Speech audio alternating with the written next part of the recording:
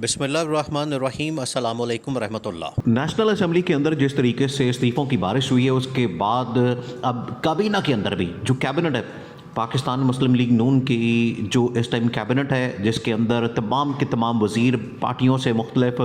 Peoples party से ANP से मौलाना की पार्टी से और तमाम पार्टी जो इत्तेहादी हैं उनकी पार्टियों से जो वज़ीर बैठे हुए हैं अब वो भी इस्तीफ़ा देने को तैयार हो गए क्योंकि अब नेशनल असेंबली तो फारिग हो गई। असल में पाकिस्तान के अंदर जो नेशनल असेंबली है इसको सबसे बड़ी असेंबली कहा जाता है और ये सबसे बड़ी असेंबली होती है जब यहाँ पर कोई ना कोई दरार पड़ती है, जो सीटें खाली होती हैं तो उसके बाद जो कैबिनेट है वो भी फारिग हो जाती है।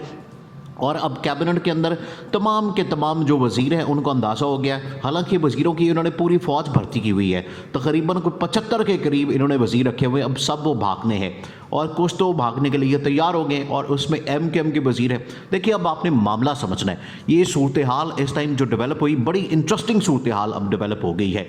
अब जिस तरीके से 35 जो इस्तीफ़े हैं राजा परवेज़ अशरफ ने कबूल किए हैं, उसके बाद अब इस्तीफ़े आने हैं काबीना से, जो मिनिस्टरों के इस्तीफ़े हैं, जो वज़ीरों के इस्तीफ़े हैं वो आने हैं, क्योंकि अब उनको अंदाज़ा हो गया है कि अब ये नेशनल असेंबली नहीं चलने वाली, अब ये नेशनल असेंबली ख़त्म होने वाली है, अब ये हुकूमत ख़त्म होने वाली है, अब नेशनल असेंबली डिज़ोल्व होने वाली है। और जैसे ही नेशनल असेंबली ख़त्म होनी है तो उसके बाद शहबाज शरीफ ने भी फारिग हो जाना है और हुकूमत ने भी फारिग हो जाना है। असल में ये जो NRO लेने की कोशिश कर रहे हैं वो नहीं मिलने वाला। इमरान खान ने सबसे बड़ा जो ऐलान किया पिछले 1-1.5 हफ्ते में वो ये ऐलान था कि इमरान खान वापस आ रहा है नेशनल असेंबली के अंदर। उसमें ये सारे के सारे ट्रैप हो गए, उसमें ये सारे के सारे देखें।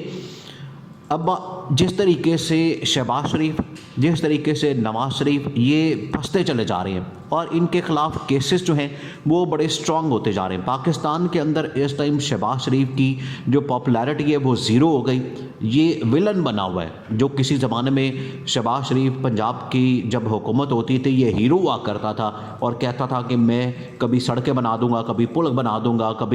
कभी ये सबसे बड़ा एडमिनिस्ट्रेटर और चाइना स्पीड और इस तरह के इसको नाम मिलते थे। लेकिन अब शहबाज शरीफ मुकम्मल तौर पर नाकाम और नाअहल साबित हुआ है।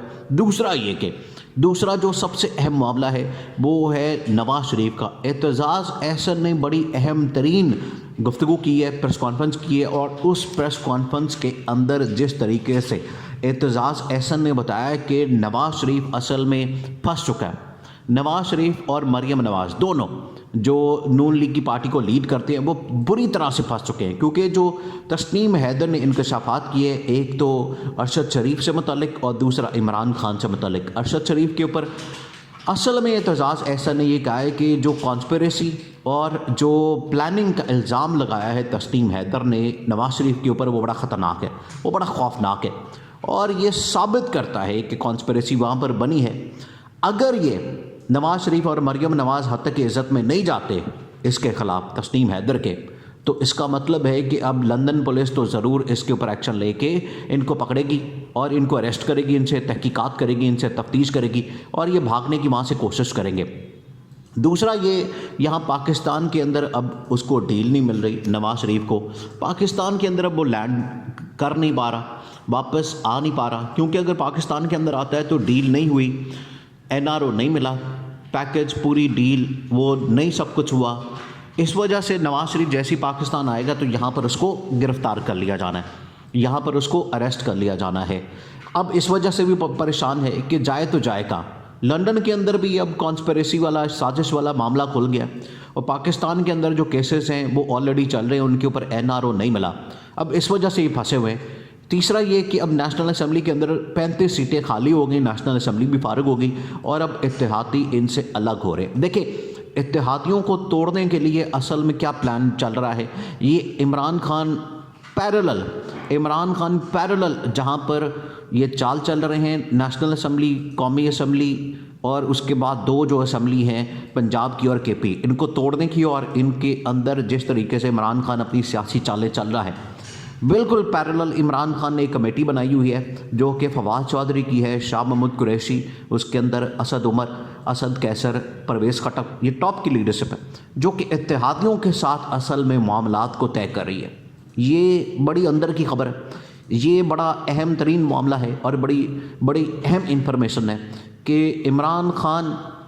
ज़मान पार्क के अंदर बैठ के तमाम मामलात को ख़ुद डील कर रहा है, ख़ुद हेड कर रहा है, जहाँ पर उसने एक कमेटी बनाई हुई है। कमेटी जो है असल में इत्तेहादियों के साथ मुलाकातें, देखें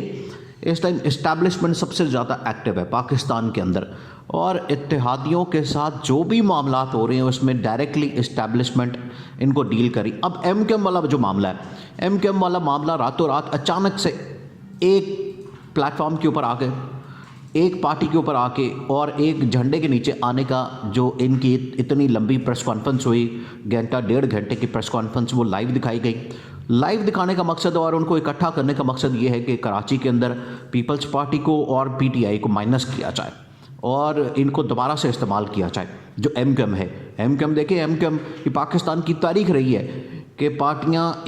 किसी भी पार्टी को तोड़ने के लिए दूसरी पार्टी बनाई जाती है, ये तारीख है पाकिस्तान की। MQM को बनाया गया था, फिर उसको तोड़ा गया, फिर इसके ख़िलाफ़ ऑपरेशन किया गया, फिर हकीकी पार्टी निकली, फिर उसको तोड़ा गया, फिर इसके ख़िलाफ़ ऑपरेशन किया गया, उसमें से फिर मुख्तलिफ़ पार्टियाँ निकली, जो मुस्तफ़ा कमाल ने एक बना ली, एक फ़ारूक सत्तार ने बना ली। अब दोबारा से इनको जोड़ा गया, दोबारा से इनको इकट्ठा किया गया ताकि ये फिर एक पार्टी बन के तो अपने मकसद को अचीव किया जाए, टारगेट को अचीव किया जाए, जो कि इमरान खान और पीपल्स पार्टी को कंट्रोल करना है। और जमात इस्लामी, अब जो इलेक्शन हुए वहाँ पर, उसमें जमात इस्लामी सबसे बड़ी पार्टी बन के सामने आई और अब उसका मेयर आ सकता है। लेकिन जो इस टाइम इत्तेहादी जमातें हैं वो सारे के सारे जो कैबिनेट मिनिस्टर हैं, जो वज़ीर हैं, वो अब आ रहे हैं बाहर। आप जितने वज़ीर इस टाइम लगा लें, नून लीग के अपने वज़ीर जो है वो इस टाइम बहुत ज़्यादा तंग आ चुके हैं इस हुकूमत से, और उनको अंदाज़ा हो गया। अब ख्वाजा साद रफ़ीक ने चंद दिन पहले बड़ी ज़बरदस्त बातचीत की और उसने इंटरव्यू दिया, और उसके अंदर जिस तरीके से ख्वाजा साद रफ़ीक ने अपनी पार्टी को और अपने मुल्क के अंदर जो जमहूरियत, जो नाम नहाद डमी किस्म की, और जो शहबाज शरीफ एक डमी गुजर आज़म, उसको सही तरह से डंडा दिया, रगड़ा लगाया और बताया है कि मुल्क के अंदर ना तो जमहूरियत है, मुल्क के अंदर ना इंतखाबात हो रहे हैं, मुल्क के अंदर ना इलेक्शन हो रहे हैं, मुल्क के अंदर डायनेस्टिक पॉलिटिक्स है, यानी कि जो ख़ानदानी सियासत है वो चलती आ रही है। तो हर कोई इस टाइम परेशान है। लेकिन इमरान खान इस टाइम बड़ी वाज़ेह पॉपुलैरिटी के साथ टॉप के ऊपर है, सबसे टॉप पे, और इस्टेब्लिशमेंट को भी इस चीज़ का अंदाज़ा है, जनरल आसिम मुनीर को इस चीज़ का अंदाज़ा है कि इस टाइम सबसे पॉपुलर लीडर पाकिस्तान के अंदर वो है इमरान खान। तो इमरान खान के लिए रास्ते बनते चले जा रहे हैं, इमरान खान के लिए मामला बेहतर होते चले जा रहे हैं, और जो भी इमरान खान इनको दाना फेंकता है ये उसमें ट्रैप होते जा रहे हैं, ये उसमें ऐसे जाल में फंस रहे हैं कि वहाँ से निकलना अब इनके लिए, पूरी PDM जमातों के लिए नामुमकिन हो गया।